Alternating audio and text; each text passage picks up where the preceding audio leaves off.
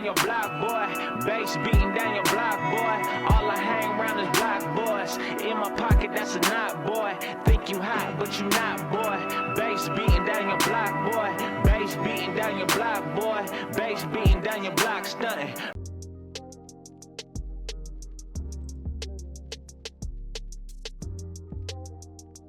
Yo, YouTube, what's up? What's up? We about to check out Brown Table's The Snyder Cut Changed My Life, Zack Snyder's Justice League. If you don't know, from the other videos that I have, I'm a big Snyder fan. I like his films. Not even just like, I love his films. From Dawn of the Dead to 300 to Sucker Punch to Watchmen to BVS, Man of Steel, Justice League, Rebel Moon, Army of the Dead. Like, he has fire movies. Like, in my opinion, he has not missed. And one of the things I really love and I'm a big advocate of is the Snyder Cut. And we got the Snyder Cut, and seeing Zack Snyder's Justice League, how it was supposed to be done, was beautiful and amazing to like witness and to be in experience, man. Like his run on DCU is better. Like, I don't want to even say better than anything else, but it's just it set the standard high for DC, because he was really cooking up stuff and taking his characters seriously. And I know there's people online on Twitter and all that'll say like, oh, he didn't understand he didn't understand Superman, he didn't understand Batman, he ruined the character. And I disagree. And I'm not saying that just because I'm a fan of Snyder, just because I watched Man of Steel, Batman v Superman, and the Ultimate Cut and Justice League, and he actually was cooking with these stories with these heroes that it's just like, I don't know, like the way he went about it is just, there was nothing, I didn't see anything wrong with what he was doing. Like, if anything, I'm happy that he took them seriously, if anything, because I'd rather them be taken seriously than them being made as a joke and like all like Batman. Like, we all, like, as much as people take him seriously, we should be taken seriously in movies. Like, it should be a cinematic experience, and like that to me is what's beating Marvel, or was beating Marvel, is Man of Steel, Wonder Woman, Man of Steel, Wonder Woman, Batman v Superman, Suicide Squad. Like, they're whooping Marvel's butt, but you know, stuff happened. They didn't want to do his run no more. But like, for that small amount of time, it felt like DC was actually like competing against Marvel, and it was like, yo, they're doing it. Like, they're actually competing, putting out good content. Like, let's go. And I don't know, like, that shit's like done. But yeah, but anyways, we here to hear Brown Table talk about his how the Snyder Cut changed his life. I'm interested to hear it, especially because I like what Brown Table's, like, his commentary brings to his videos when it comes to like these certain movies, like, and especially reacting to his videos from the animated, Marvel movies to even his Tron video. Just like, I don't know, the way I like his videos. I like the way he edits them, and like the way he talks about it. So yeah, but without further ado, like, comment, subscribe. After my video, check out Brown Table's channel and his videos. He has dope videos. But with that being said, let's get it.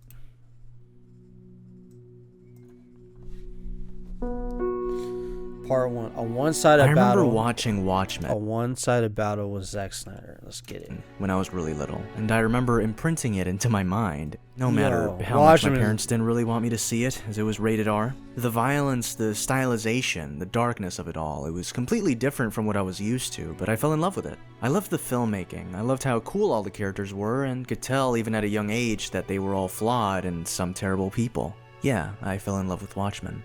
At the time, I didn't really know who Zack Snyder was. I only began to learn about him once I realized he was directing Man of Steel. And I made the connection in my mind, oh right, he's the guy that directed this one movie I really enjoy. But also at the time, the Marvel Universe was in full effect. Man of Steel came out in 2013, the year after the Avengers. And we all thought this was DC's attempt to start their own cinematic universe. And it was wildly exciting for me, because again, I loved Watchmen, but it kept pushing my expectations on Man of Steel. It's gonna be like Marvel, right? This is like their first movie, their Iron Man, and then they're gonna build into the Avengers, the Justice League. There's one correct way to do this one thing, and watching the movie when it came out, I didn't get Marvel. I got this epic with a stoic character, scraps of comedy, and an all-around dark mood. It wasn't necessarily not what I wanted, but it wasn't what I expected. It's not really how I saw the Superman character as well, and ultimately I ended up disappointed. As of right now in the present, I think the film's fine, but one of the reasons I genuinely didn't like the movie at the time was that so many people around me were telling me, this movie is mediocre, this movie is... See, you let other motherfuckers tell you something that you like isn't good, and there's a reason why you like it. Just because just because they have a certain expectation for a movie, and it doesn't go their way, doesn't make the movie bad. It just like you gotta, it's cool to conversate, hear other people's opinions and all stuff, but if you like the movie and you really enjoyed it, don't let nobody else distract you from that. If you like it, you liked it for a reason. There's a lot of people don't like Terminator Salvation. I love the fuck out of Terminator Salvation. I think it's one of my favorite ones out of the whole franchise. That's me though. That's just me though. You can't tell me you can try to tell me there's other ones that's better than that, and I'll be like, all right, cool. I can see what you mean, but to me, Terminator Salvation is the best one, just because how I like what I like about it. So, and it's funny that everybody was saying Man of Steel is good, and then all of a sudden, you even see on Twitter now, people turn on Man of Steel, and it's like, bro, Man of Steel, bro, literally, Man of Steel versus Iron Man. Man of Steel is a lot better because, like you said, it's epic. It's more than just an origin story. It's something bigger and grander than that, and that's what I actually like about it, because they grounded, not only it grounded Superman, the character with Clark, but it made him bigger than life also. So I don't know, but let's get back to it. Bad. 2016 rolls along, Batman v Superman is here, Batman kills, Superman is still dark, Lex Luthor is not faithful to the comics, everything's... I still like Batman v Superman. Batman v Superman, I think I like Batman v Superman more than Man of Steel, but I fuck with Man of Steel heavy. I fuck with it heavy, but Batman v Superman, it's because Batman's in it, but I fuck with it. I don't know. That's so just me. Weird. I could not understand. Why can't you be like Marvel? Because it's not Marvel. Knew about... Because it's not. I'm sorry. I'm gonna stop pausing a lot. I'm gonna stop pausing a lot. But it's because it's not. It's not Marvel. DC. Yes, I'm not saying DC is all the time dark and broody and moody and all that. That's Batman's side and other characters' sides. But you got Superman that's hopeful and all that. But there are stories where it's not always hopeful. And, I don't say not always hopeful, but not always bright and sunny and all this other stuff. Batman's not always in the dark, just working in the dark all the time. Sometimes he's working in the daytime, working with Justice League.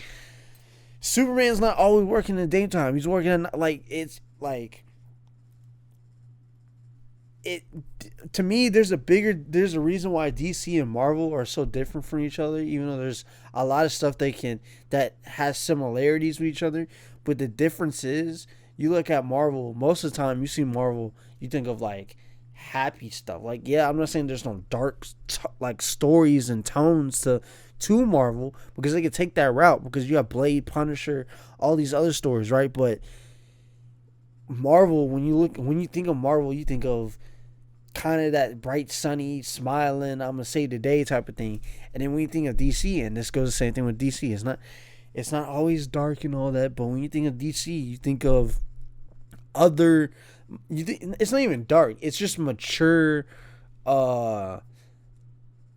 Mature. We're not afraid to take you there type of thing compared to Marvel. Like I don't know if I explained it real well, but like they both have their sides to it. It's just that like DC operates differently than Marvel, so that's why in the MCU, and on top of that, the MCU could take it there, but they're under Disney. So, but let's just say they're not under Disney. It's like still like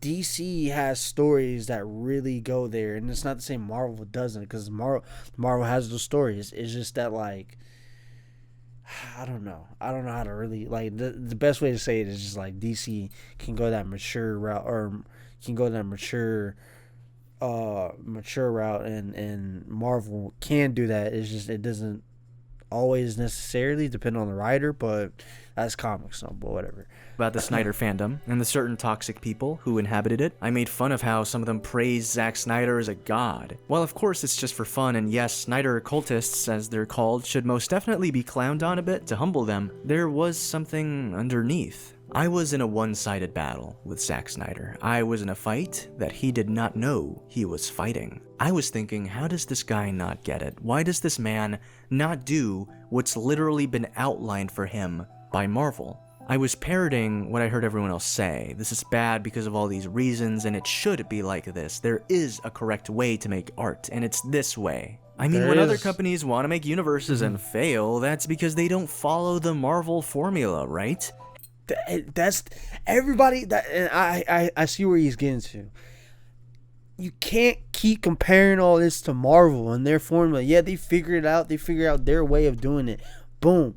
But you gotta figure out your own way of operating. I really wish this monster universe, the dark universe, whatever, was actually worked out, because I like Dracula Untold. I didn't mind the Mummy thing. Like, I didn't think the Mummy movie with Tom Cruise was bad. I didn't think it was super great, but it wasn't bad. Like, I wanted this to actually be fleshed out, but like you gotta find a way of doing it, and you can't just copy the MCU. You know, sometimes you gotta figure out and do some of your own creative ideas to do and spin on.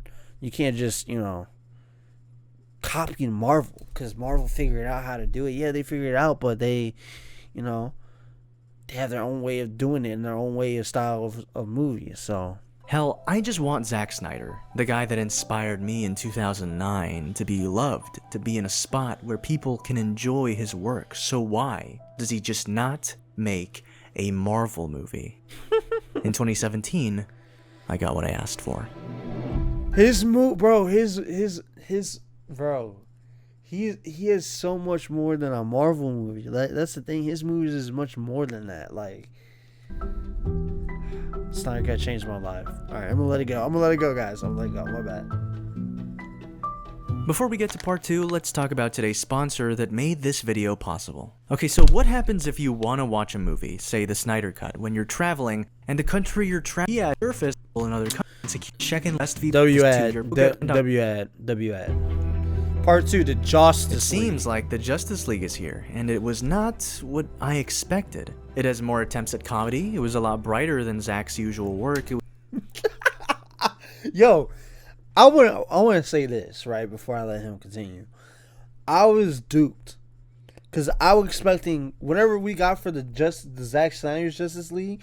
I was expecting to see that first day when it came out in theaters, but we got this, and I was disappointed because I felt duped. Like, it's the same thing that happened with Batman v Superman, and it happened with David Ayer's Suicide Squad. That I still want to see his version of. I still want to see David Ayer's version of Suicide Squad, but I was duped in that because the teaser trailer they showed at Comic-Con was not the same trailer for the official trailer. Those are two different tones, and you could obviously tell. So I don't know, but yeah, You know what's funny? Everybody was asking for Zack Snyder to make a Marvel movie, and what's funny is that even though Zack Snyder didn't make this version of the movie, it was Justice League. You got your Marvel movie, and people did not like this. There's people who liked it, but they like tolerated it until like they figure out, oh, this is the actual version. Yeah, I like this a lot better than that one. Hilarious. It was definitely unexpected, but of course that was because Joss Whedon finished Snyder's film. At the time, Snyder left the Finished. He tore that bitch apart. That's what he project because of a personal tragedy, and what was the result of the film that was finished is what I now call the Justice League. I honestly thought the movie was gonna be good. Like, holy shit, the director of the 2 Avengers movies was finishing Justice League. Hooray, right? But sadly, that was not the case. Nope. For about a day after watching the movie, I thought maybe this movie was better than Man of Steel or Batman v Superman. Nope. But eventually I Not this realized, version. Nope. no, I'm insane. Justice League was a mess. It was muddled, confusing, the tone was everywhere, and ultimately I thought it was the worst DCEU film other than Suicide Squad. Hey, we do not blame David Ayer, because David Ayer's version is not this version. I'm gonna say that again. We do not blame David Ayer because this is not his full version. I still want the Suicide Squad. His version. # release the Ayer cut. Alright, let's get it. That is, wow. And I thought, oh man, this is totally Warner Brothers' fault. They interfered, and it was not Joss Whedon's fault at all. Now we know Whedon played a role, but at the time, I didn't know. And once Snyder fans understood that Whedon had scrapped a lot of scenes from Snyder's original vision of the film and had replaced them with new ones, things got heated. They started demanding a Snyder cut of the film, some harassed and bullied, while others just passionately supported. Yeah, as they should. We should be, why is it always so bad when, like, especially when it comes to Snyder stuff or like stuff like that, oh, you bully the studio. So you don't want us to bully a corporation that makes films that we pay for, and we're not getting the actual full version of that's actually the better version than whatever theatrical version they're putting out. Like, so you want to get scammed? That is that what you're saying? You want to get scammed? You want you want to watch the trash version when the actual version that the director, aka the artist, made, and you want to watch the commercial version of it and pay for that. Like what is we saying? What is we talking about? You should want to fight for a artist, a director or whatever, wanting to put out their version of the movie that isn't, because the first version, the original version they put out wasn't their version of it. Like, what is so hard? Or and this, I'm not going after them. I'm going after more of the people online who don't understand this. Like, if you're an artist and you just say you made a movie and the studio cut it down into a commercialized version of it, people don't like it, then it starts affecting you because you're the one who made it, but that's not the version you wanted to put out. So, like, how do you not understand that? Like, that's not fair. That doesn't make, like oh, whatever, bro. Snyder's work, and the pleas for a Snyder cut kept going for I think about 3 years. Zack eventually confirmed. Was it 3 years? I thought it was at least 2. There was a nearly 5-hour-long version of the Justice League film, and a Snyder cut did indeed exist. But at that point, I feel like a lot of people, including myself, wrongfully so, thought, you're lying. It doesn't exist. Hey, alright, look. Hey, shout out to Brown Table, because there's a lot of people online who wouldn't admit, oh, I was wrong. Oh, the Snyder Cut does exist. He's not lying. He wasn't lying. I give my props to him, because, you know, people online who are saying it doesn't exist, stop asking for it, and they never apologized and never said, oh yeah, my bad. I was wrong. I was wrong. Y'all were right. And they're still arguing people down to this day about it. Like, but, bruh, shout out to Brown Table for that. But he shows you a picture of the canister with the film in it, and y'all automatically like your first thought is, oh, you're lying. What?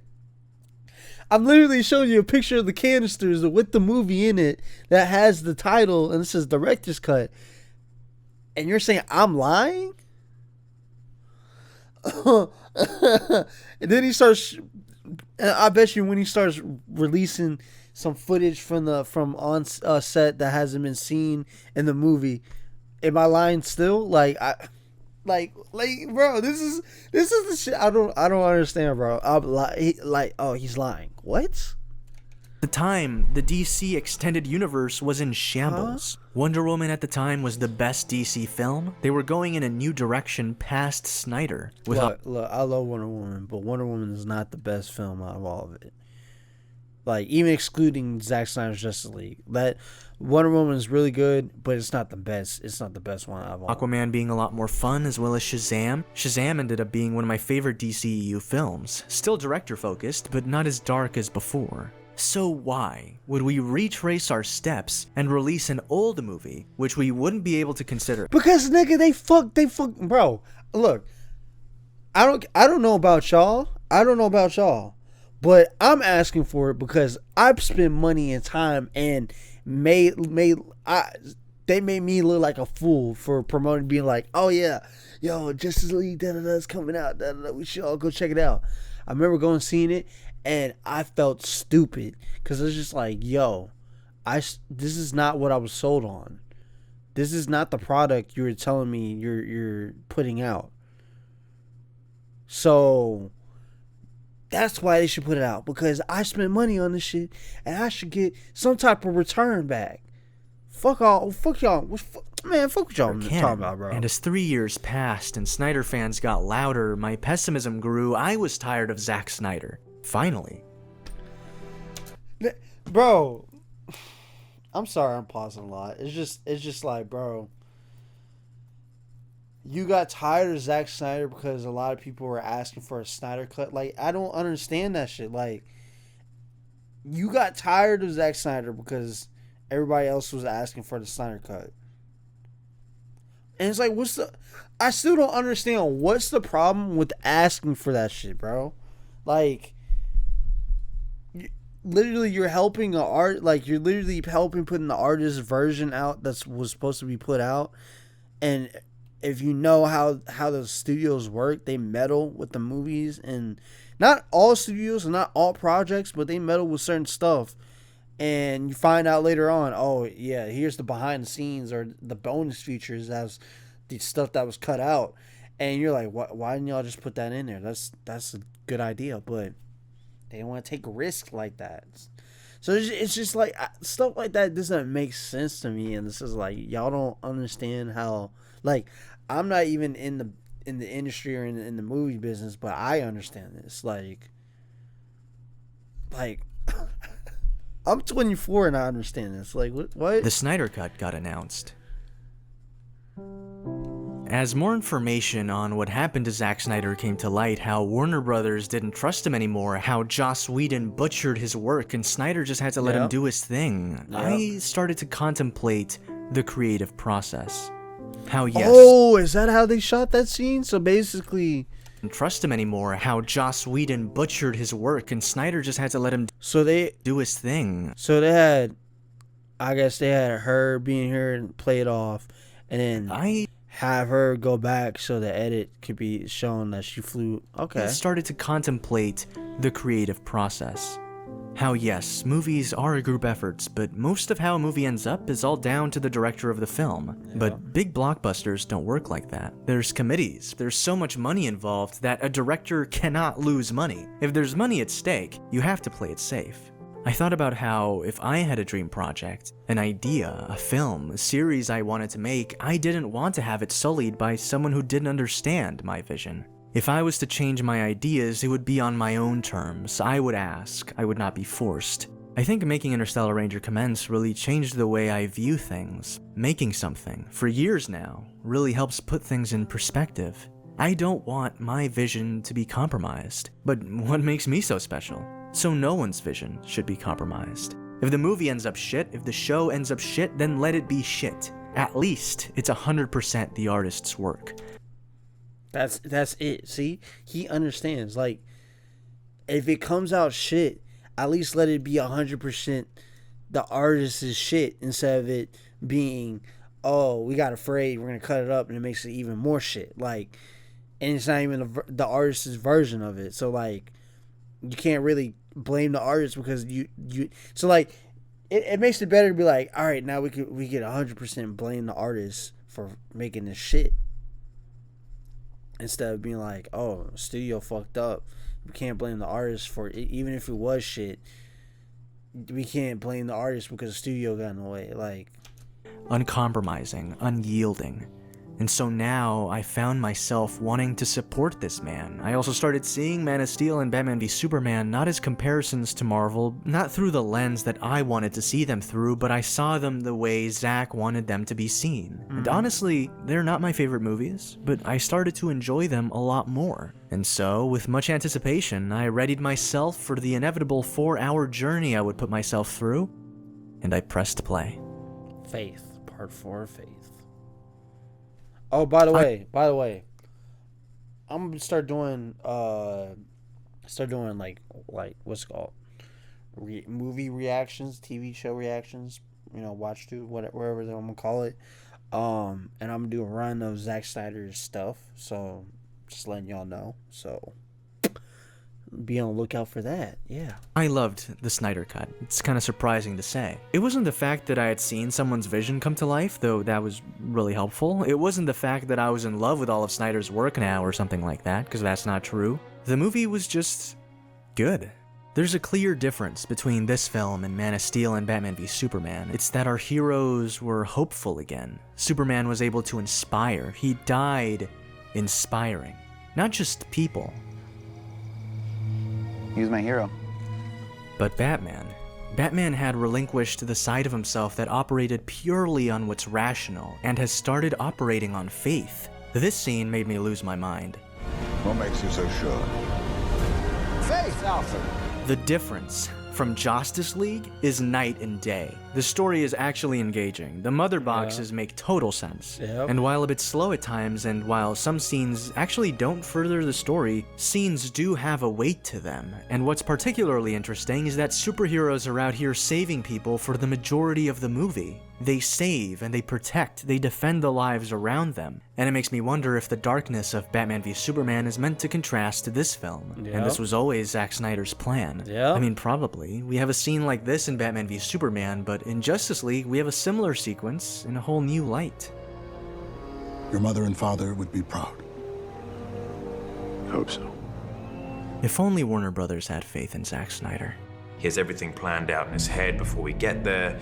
It's remarkable to be a part of. And I see this scene before we make it, and he has beautiful drawings. The Flash is one of the biggest changes. The idea of his character is the same, but the execution is completely different. This is one of those moments when you realize how important a director is in a movie, because the Snyder Cut is really similar to Justice League, but the execution is what makes it different. Yeah. It reminds you that there is no bad story, there is only bad execution. The Flash is one of the biggest changes. Again, it's the execution of the character because the idea of the character remains the same. In Justice League, the scene with his father purely exists as character backstory, while in Snyder's version of the film, his conversation with his father is important to his character arc. Growing into a hero, becoming the man his father knows he is. Yes, sir. Your kid was one of them, Dad. One of the best of the best. It's this triumphant moment. This character who starts off the film just awkwardly bumbling around and doing his best, tripping and shit, ends up saving literally the entire world in my opinion, one of the best sequences of any superhero movie ever made. The stakes are felt, and it's embarrassing that this was cut from Justice League. Joss Whedon in general is embarrassing, though. Yeah. Part 5, Borg Live. is easily one of, if not... Bro, I was so pissed. I'm going to tell you, I was so pissed. They cut out so much stuff for Cyborg, and I had a feeling, even when I watched it, I was like, why is there not that many Cyborg like moments. Like this is Justice League. You're literally Steppenwolf. You're literally having the mother boxes. Why are you showing less to Cyborg? And then at the end of it, you show him getting chopped in half and then have him saved. Like, I was pissed about that because I was like, what the fuck? Like, this is the one, like, storyline that I was looking forward to in Justice League. And you know, fuck it up like that. And then I saw Zack Snyder, so I was like, I don't like Joss Whedon after that. I really don't.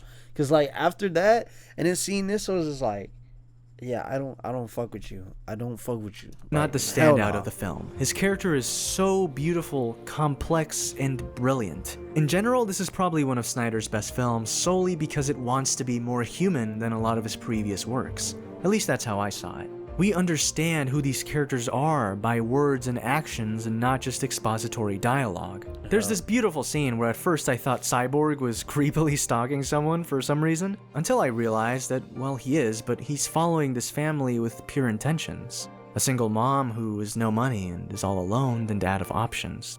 And he grants her an opportunity. It's this incredible scene that nearly made me cry because it felt so human and real. There's been times I've struggled in my life, my family has, and so seeing that was incredible to me. In a world where superheroes exist, the impossible is possible. In a world where superheroes exist, there's someone looking out for you. But sadly, we don't live in a world where superheroes exist. Ray Fisher was fired from The Flash because he revealed this truth of how things went down during the making of Joss Whedon's Justice League. He talked about how Whedon was a total ass, how Jeff Johns allegedly said we can't have an angry black man at the center of the movie. But Zack Snyder understood Cyborg. He understood Fisher's talent. That's crazy. They hate on Snyder, but they have nothing to say on Jeff Johns, even though they're gonna say, yeah, we knew Jeff Johns was a fucking nice, good dude, and it's like, but y'all aren't calling him out like how y'all trying to call out Zack Snyder. We can't have an angry black man at the center of the movie. Like what kind of bruh. Nah, bro. Jeff Johns is a fucking dweeb, bruh. That's a dweeb ass motherfucker. Right Center there. of the movie. But Zack Snyder understood Cyborg. He understood Fisher's talent. And he wasn't lying when he said Cyborg was the heart of the film, because he is. Chris and I, from the beginning, were like, you know, it was Cyborg in the end that was going to be the real hero. And he represents all of their journeys in some way. What is family? And what is it to lose? What is loss? And what is our own, like, how are our own hearts wounded and damaged by loss? And then how are we able to rise again? I wish the best for Ray Fisher, man. But yeah, Cyborg, a broken person, being able to find happiness despite being part machine, understanding he's not alone, is amazing. I don't care what nobody says. This is my Cyborg right here. This is my Cyborg right here, bro. I think the reason why the members of the Justice League are able to understand each other so well is because they're all hurt, broken people. People that are still clinging to the past. People that are chasing a dream. People that aren't even happy with themselves. And together, they collectively realize something. I'm not broken. And I'm not alone. Epilogue. What's weird to me is that I can tell there are flaws with this film. While I love the slow-mo, it can be too much at times, especially this fucking scene. There's pacing issues, the ending could be shortened a shit ton. Maybe the film suffers because it seems like there were absolutely zero limitation. Okay, alright. Now this is where we're getting opinions. Alright, cool. I don't know. To me, I don't know. I feel like, I don't know. To me, there's no issues. Like, the whole Amazonians try to protect it. I don't think that's a pacing. I think everything's paced well. I don't know. Just because, I don't know. I get, like, people don't, like, want to sit through slow-mo and all that. And I can understand other people's. I understand his reasons why he, like, you know, but I don't know. To me, pacing wasn't that bad. It isn't that bad. I like the slow-mos because it actually helps you see what's going on. And so I would prefer more slow-mos over fast cuts where you could barely see what the fuck is going on. And I really appreciate Zack because the way he shoots, like even Superman fighting Zod, and you're able to see them fighting, and it's not just some like blur shit that you can't see, and it's a bunch of like movements and all that. Like I appreciate it. It wasn't it wasn't like that. And it's always healthy to limit yourself in some capacity, and the movie in general is a complete opposite of what I enjoyed, but I enjoyed what this movie wanted to be, and this film was itself 100% of the time. In an interview with the New York Times, Zack Snyder talked about Marvel, and he said, "Marvel is doing something else. They're doing it at the highest level, this popular action comedy with heart, and they have that nailed. An effort to duplicate that is insanity because they're so good at it. What DC had was mythology at an epic level, and we were going to take them, I assume the audience, on this amazing journey. Frankly, I was the only one saying that." Reading... Bro, that, like, motherfuckers say he don't understand these characters, but, like, he does, clearly. Like, I think Zack explained it well, the difference between Marvel and DC that I was trying to get at. DC has this mythology to him. Like, and it's not to say the Marvel doesn't, but like, there's a different type of mythology when it comes to DC, and their characters are bigger. Like they're looked at as they, even though people don't call them gods, but they're looked at in a sense. You literally have an Amazonian goddess, a demigoddess. You have Superman from a different planet, and you could consider him a god. Like, they're bigger than life compared to like the Avengers. Yeah, you got popular characters and they're cool, dope characters, but like comparing the Justice League has like a bigger weight to them compared to the Avengers, in my opinion. But yeah, it's a mythology. It's an epic mythology when it comes to these DC characters that, to me, I believe Zack understood. Like, look at Man of Steel. Man of Steel isn't like you can see the difference between that and you look at Superman Returns or Superman with Christopher Reeves. Like yeah, during those times you have different. It's a different way of, shooting it and telling the story, but this felt more.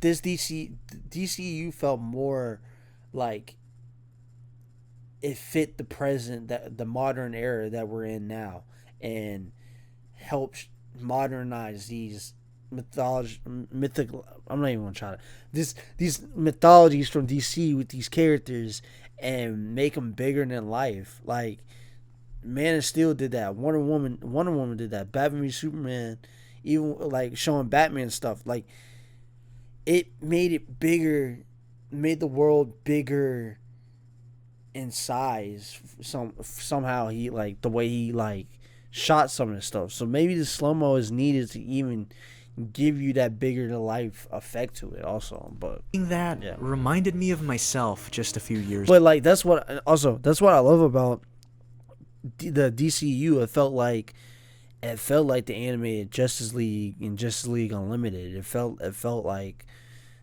those characters I would watch on TV. Like, I don't know. Years ago. Heck, maybe even just a year ago. How I always thought there was the one correct way of doing things, how this certain kind of film has only one way of being made and that's it. But the truth is, the blockbuster film has no formula. And if there is a formula, it's set in stone by audiences based on what they seem to enjoy. I think if Warner Brothers would have trusted Zack Snyder more, I think audiences would have eventually come around to his way of making movies. A really important thing Zack said in the interview came when the interviewer asked, "When you see what Marvel is doing in its movies, do you ever think, I should be doing more of that?" And Zack responded, "No, not at all. Yeah. I don't know how to hit a ball any different than how I hit it. A director has one skill, your point of view. That's all you have. If you're trying to imitate another way of making a movie, then you're on a slippery slope." And that's true. Sometimes certain movies come out and they all feel the same. And before you get pressed by what Snyder said, I don't think he means a director can't take inspiration from other directors. I mean, you have to learn from the best, or at least the ones that inspire you, right? But ultimately, the one making the movie and making all the decisions is the director. So why be anything else other than just being unapologetically you? I hope you enjoyed the video. Please, please, please check out Interstellar Ranger Commence. I've been killing myself over it, and thank you so much, Mass Mac, for the Hope Griffin W fucking video, brown table. W fucking video.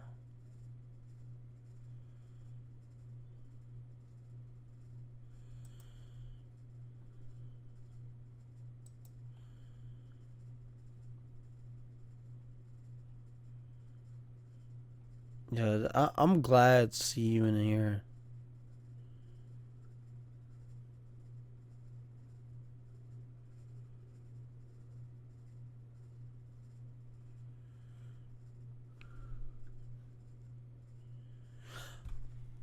See, I like this. I think people's problem with Man of Steel and Batman v Superman was they saw how Zack Snyder portrayed Clark and Bruce in those films and thought, oh, that's how Zack thinks these characters should be. When in actuality, this was Zack saying, this is how these characters start. You can't have hope if you've always been perfect. When you're at your lowest is when you climb to the light. That's what Zack Snyder's DC arc was meant to portray. And I agree with that, because it's like, if these characters start off with no issues and no struggles and whatnot, and they're just perfect, they don't learn from their mistakes and all that, and everything's just normal and perfect, and I think that would make it boring, in my opinion. But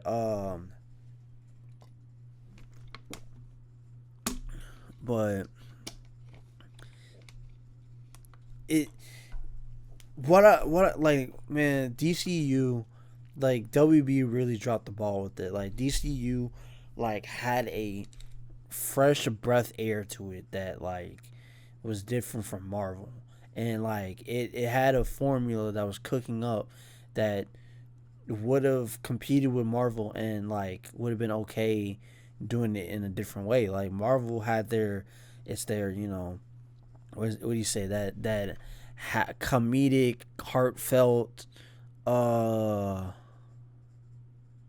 you say, where is it? Is it here? Popular action comedy with a heart.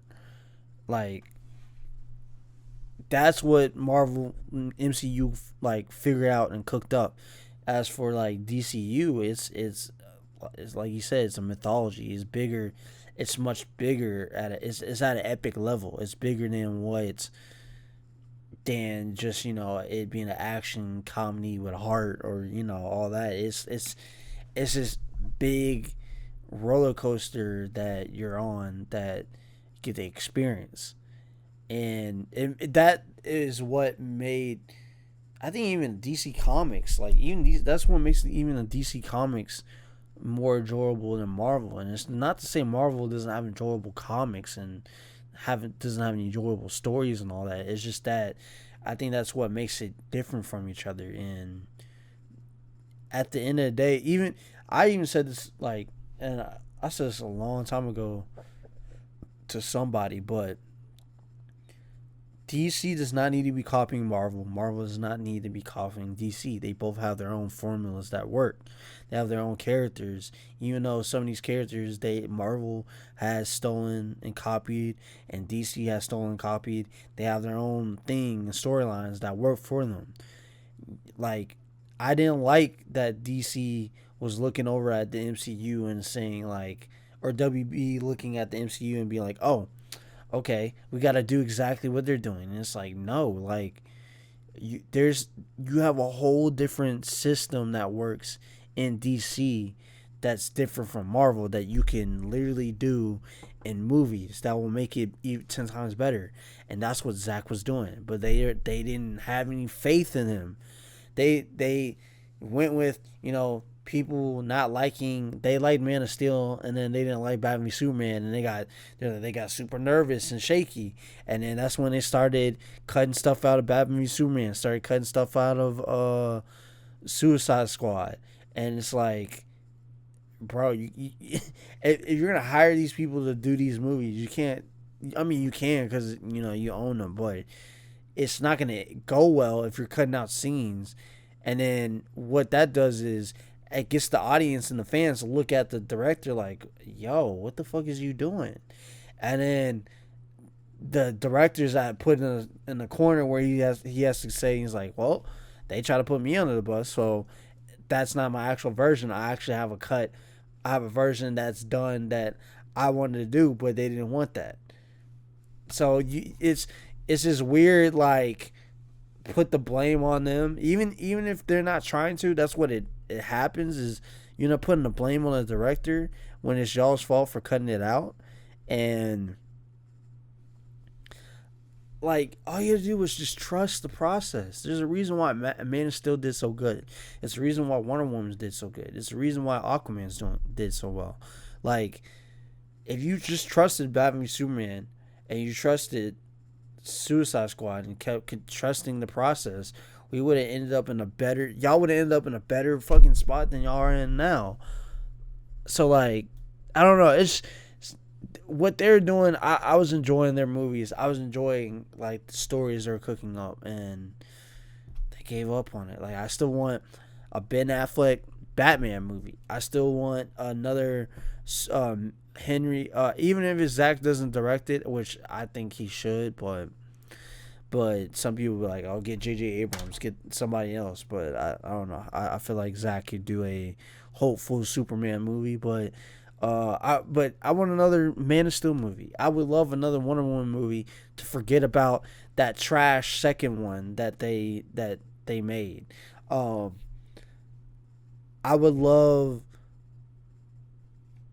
a better Flash movie. I would love a Cyborg movie. Like, I don't know. They had a lot of stuff they could have cooked up with if they just trusted and trust the creative process. But hey, we're at DCU. We'll see what they cook up. But at the end of the day, I'm with the Snyderverse, because they actually had a solid, like, idea of where they were taking it and what they're building. So, but yeah, man. Enjoy the video. Hit the like button. Hit the subscribe button. Hit the notification bell button.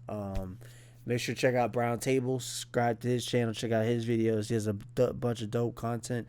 I reacted to a couple of his other videos. Make sure to check out his channel. Dope creator. And yeah, man, we out of here. Deuces.